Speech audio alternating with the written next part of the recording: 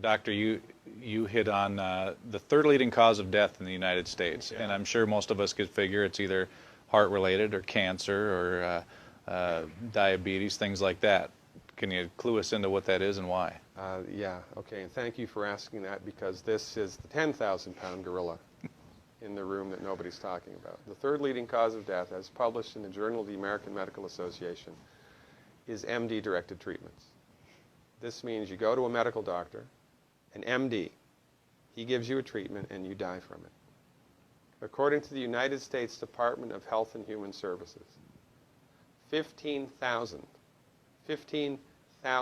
Medicare patients a month are killed by MD treatment, and nobody goes to jail. A handful of terrorists fly 2 planes into the Twin Towers. 3,500 people die, and we go to war. But 15,000 people a month are killed by medical doctor treatments, and we don't bat an eyelash. This is because we have been, I don't want to say brainwashed, that's not the correct term, but we have been, for the last 100 years, kind of led into this false belief. You know, I think it was Marcus Welby that started it, that the medical doctor is king and knows everything about everything. And really, you need to just shut up and follow your medical doctor's advice. Most people in the United States have no idea at all of the history of the evolution of medicine in the United States. In the early 1900s, it was a relatively level playing field between the chiropractors, the osteopaths, the homeopaths, and the MDs. In 1915, 1920, there was something called the Flexner Report.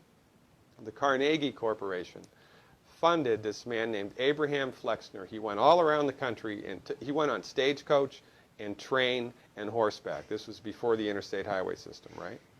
Took Flexner 5 years to do this. He went all around the country and did an inventory of all of the medical schools that prescribed drugs.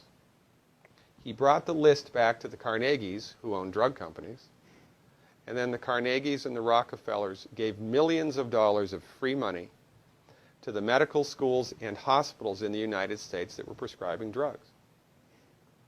That was the beginning of the end. After the Flexner Report, there was no more level playing field in the United States.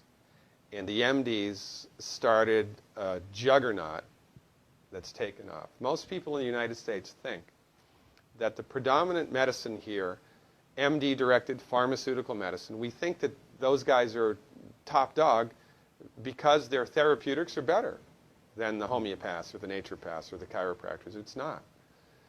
They're in the driver's seat because of political and financial coalitions that were built at the turn of the century that most people have no idea of at all. And it's a gigantic problem. And I mean, it's crazy, right? It's the third leading cause of death.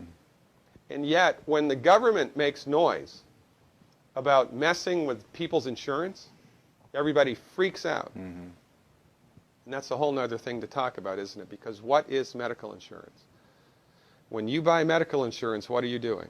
You're betting that you're going to get so sick you will not be able to afford it. Right? Yeah. Right. And then, so you pay good money every month to gain access to a system of medicine that's the third leading cause of death in the United States. We need our heads examined, quite frankly. That's why we give, Dr. Wallach and myself collectively, we give 400 free lectures a year. And we're building a grassroots network because people don't know this. I mean, people, I come to my lectures and they look at me and say, couch potatoes live longer? Medical doctors are the third leading cause of death? You know, what's going on here? We're like the people, you know, in Galileo's time saying, hey, everybody, you know, it's the sun that's at the center of the solar system, not the earth. Well, hey, everybody, the earth is round, it's not flat. Or, hey, everybody, slavery's a bad thing. Right? This is we have a social agenda here. Why do we have a social agenda? Because people are suffering needlessly. You wouldn't believe, as God is my witness, you would not believe the things that I've seen people recover from in holistic medicine. The body's ability to fix itself is remarkable. And most of the time, all that the body needs to do that is the raw materials that it needs to do that. And we need to stop eating food that's hurting the body. You know, if you put diesel fuel in an unleaded engine, even if it's a brand new Ferrari, it's going to run like crap if it runs at all. And there's nothing wrong with the car, it just had the wrong fuel. It's the same with the human body. You give the human body the raw materials that it needs, clean up the diet, Superman, Superwoman. And you know, if you don't get to super status, then at least your blood pressure normalizes, at least your arthritis goes away, at least your anxiety and panic attacks go away, and you can sleep through the night.